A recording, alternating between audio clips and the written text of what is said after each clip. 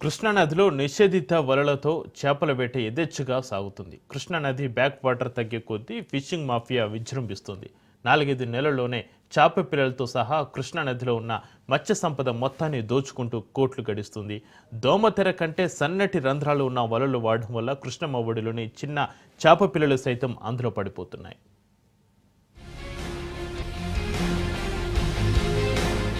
కృష్ణానది తీరంలో నిషేధిత అలివి వలలతో పలువురు చేపల వేట సాగిస్తున్నారు. ఇక్కడ నిత్యం లక్షల్లో మత్స్య వ్యాపారం సాగుతుంది.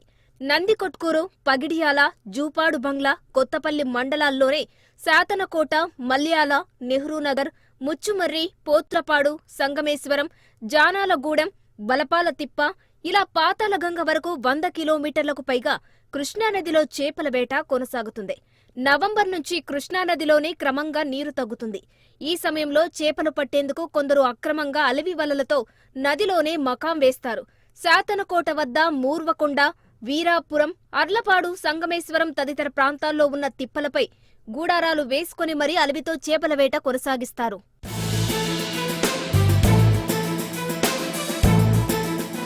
ప్రతి ఏటా చేపల మాఫియా కోట్లలో దోచుకుంటుంది. అలివి వలల ప్రత్యేకత ఏమిటంటే నీటిలో అగ్గిపుల్ల ఉన్నా కూడా ఈ వల లాగేస్తుంది. చిన్న చేపలను నదీ తీరం ప్రాంతంలోని ఎండబెట్టి బస్తాలల్లో నింపి విజయవాడ, గుంటూరు, వైజాగ్ ప్రాంతాలకు తరలిస్తున్నారు.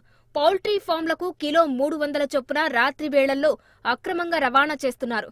ఎండు చేపల వ్యాపారులు ప్రతి ఏటా కోట్లకు పడగలెత్తుతున్నారు. ఈ వ్యాపారం 3 పువ్వులు 6 కాయలుగా కొనసాగుతుంది.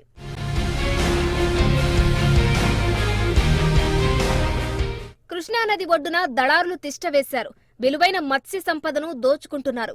నిషేధిత వలలతో వేట కొనసాగిస్తున్నారు. నిత్యం 10,000 కిలోల వరకు చేపలను అక్రమంగా తరలిస్తున్నారు.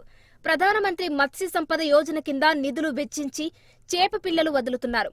ఇటీవల మత్స్యశాఖ ఆధ్వర్యంలో కృష్ణానదిలో 21 లక్షల వరకు చేప పిల్లలు వదిలారు. అలవి వలలతో వేట సాగిస్తూ అధికారులు వదిలిన చేప పిల్లల్ని సైతం ఊడ్చేస్తున్నారు.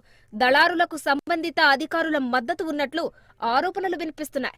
గతంలో 100 మీటర్లు ఉన్న అలివి వలలు కనిపిస్తే మత్స్యశాఖ అధికారులు, పోలీసులు అక్కడికక్కడే కాల్చేసేవారు. ప్రస్తుతం నది ఒడ్డున బోట్లలో భారీ వలలు కనిపిస్తున్నా సంబంధిత అధికారులు, సిబ్బంది పట్టించుకోకపోవడం పట్ల విమర్శలు వెల్లువెత్తుతున్నాయి. నేను నంద్యాల జిల్లా జాయింట్ డైరెక్టర్ ఆఫ్ ఫిషరీస్గా వర్క్ చేస్తున్నాను. మనకు అలివి వలలు కృష్ణానది బ్యాక్ వాటర్లో వేస్తున్నట్లు సమాచారం మాకు ఎవరు కూడాను పర్సనల్గా రిప్రజెంటేషన్ చేయలేదు.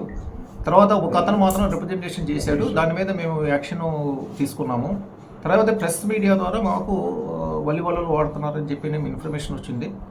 ప్రెస్ మీడియాలో వచ్చిన ఇన్ఫర్మేషన్ బేస్ చేసుకొని మేము ఒక కన్సర్న్డ్ అక్కడ ఉండే కమిటీ మెంబర్స్గా కాన్స్టిట్యూట్ చేసిన పాత రెస్ట్వైల్ జిల్లా కర్నూలులో కమిటీ మెంబర్స్గా కాన్స్టిట్యూట్ చేసిన వాళ్ళందరికీ కూడా వాళ్ళకి ఈ విధంగా జరుగుతూ ఉంది కాబట్టి బ్యాక్ వాటర్స్లో మా ఫిషరీస్ డిపార్ట్మెంట్ స్టాఫ్ తక్కువగా ఉంది కాబట్టి కన్సర్న్డ్ కమిటీ మెంబర్స్లో ఎవరైనా తహసీల్దార్ కానివ్వండి, మండల్ డెవలప్మెంట్ ఆఫీసర్ కానివ్వండి, లేకపోతే police station sub station police officers కానివ్వండి, ఎవరైనా ఉన్నారు వాళ్ళు ఫీల్డ్ స్టాఫ్తో, వాళ్ళు కాకుండా వాళ్ళ ఫీల్డ్ స్టాఫ్తో గ్రామ స్థాయిలో కమిటీలుగా ఏర్పాటు చేసి ఆ విధంగా యాక్షన్ తీసుకోవడానికి డైరెక్షన్స్ ఇచ్చాము. అదేవిధంగా ఏదైనా చేపలో కనుక ఇలిసిట్ ఫిషింగ్ జరిగితే ఆ చేపలను కూడా పట్టుకొని వేల వేసి దానికి గవర్నమెంట్కి రెమిట్ చేయడం జరుగుతుంది. సాధారణంగా కృష్ణానదిలో వదిలే చేప పిల్లల్లో బేర్షాలు, బట్టగెండే, పొట్టు, మోసు రకాలు ఉంటాయి. వీటిని ఔషధాలు, కాస్మోటిక్స్ లో ఉపయోగిస్తారు. ఒకసారి అలివి వల నదిలో వేస్తే సుమారు 10 నుంచి 15 క్వింటాల వరకు చేప పిల్లలు చిక్కుతాయి. ఇందులో సగం వరకు చిన్న పిల్లలే ఉంటాయి. చేప పిల్లలను నది ఒడ్డున ఆరబెట్టి విజయవాడకు రవాణా చేస్తారు. ఏపీ, అటు తెలంగాణ రాష్ట్రాల అధికారులు దాడులు చేస్తేనే మత్స్య సంపద పెరిగే అవకాశం ఉంటుంది. నదిలో నీటి మట్టం 790 అడుగులకు వచ్చినప్పుడు చేపల వేట చేపట్టాలి. ప్రస్తుతం 856 అడుగుల నీటి మట్టం ఉన్నా వేటాడుతున్నారు. స్థానికంగా ఉండే కొందరు వ్యాపారులు విశాఖపట్నం, కృష్ణా జిల్లాలకు చెందిన జాలర్లను పిలిపించారు. వారికి నెలకు 10,000 నుంచి 15,000 వరకు చెల్లిస్తున్నట్లు సమాచారం. వారు నది ఒడ్డు తిప్పలపై గూడారాలు వేసుకుని నివాసం ఉంటూ రాత్రివేళ నదిలోకి వెళ్లి నిషేధిత అలవి వలలతో వేట సాగిస్తున్నారు.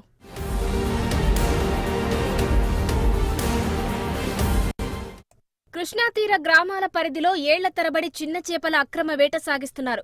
ఆయా గ్రామాల్లో కొందరు నాయకులను అక్రమార్కులు మచ్చిక చేసుకుని దందా కొనసాగిస్తున్నారు. దీనిని కట్టడి చేయాల్సిన మత్స్య, పోలీస్, అటవీ, నీటిపారుదల, రెవెన్యూ శాఖల అధికారులు సమన్వయ లోపంతో ఎలాంటి చర్యలు చేపట్టడం లేదు. జిల్లా స్థాయి అధికారులు సమన్వయంతో సంయుక్త దాడులు చేస్తేనే మత్స్య సంపదను కాపాడుకోవచ్చని స్థానిక మత్స్యకారులు ప్రజలు పేర్కొంటున్నారు.